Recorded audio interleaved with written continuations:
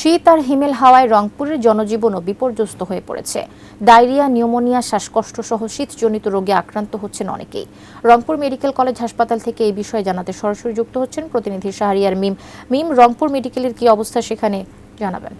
Rangpur medical college হাসপাতালের জরুরি বিভাগের সামনে আপনাদেরকে জানিয়ে রাখি যে গেল কয়েকদিন রংপুরের যে তাপমাত্রা সেটি কিন্তু ছন্দপতন হয়েছে, অর্থাৎ তাপমাত্রা কখনো কমছে কখনো বাড়ছে, তবে বেশিরভাগ সময় কিন্তু তাপমাত্রা বেড়েছে। আজকে আমরা সকাল থেকে রোদের দেখা পেয়েছি, গেল কদিনেও আমরা রোদের দেখা পেয়েছি। এই সময়গুলোতে রংপুর মেডিকেল কলেজ হাসপাতালে বিভিন্ন যে শীতজনিত অর্থাৎ ঠান্ডাজনিত রোগ নিয়ে এখানে বয়স্ক থেকে শিশুরা তাদের ভর্তির হার সব থেকে বেশি। এখানে নিউমোনিয়া, জ্বর, সর্দি, কাশি, ডায়রিয়া বিভিন্ন রোগ নিয়ে কিন্তু মেডিসিন ওয়ার্ডে অনেকে ভর্তি হয়েছেন, যাদের চিকিৎসা সেবা দিতে কিন্তু হিমশিম খাচ্ছে চিকিৎসকরা।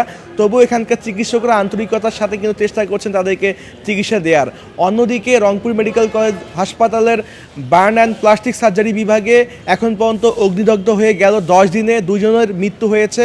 এখনও চিকিৎসাধীন রয়েছেন 28 জন, যার মধ্যে অগ্নিদগ্ধ রয়েছে এই খড়কুটো জ্বালিয়ে উষ্ণকে নেওয়ার সময় 2 জন, তারাও কিন্তু এখানে চিকিৎসাধীন রয়েছে। তো এই হাসপাতাল কর্তৃপক্ষ তাদেরকে সেবা দেওয়ার চেষ্টা করছেন, তারাও কিন্তু আমাদেরকে বলছেন।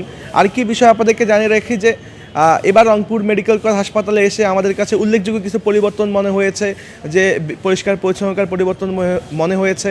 এছাড়াও কিন্তু আমরা এবার রুগীদের সঙ্গে তাদের যে দীর্ঘদিনের যে রুগীদের বিভিন্ন সমস্যার কথাগুলো ছিল, রুগীরাও কিন্তু এখন সেবা নিয়ে তারা বেশ খুশি, এমনটাও কিন্তু বলছেন।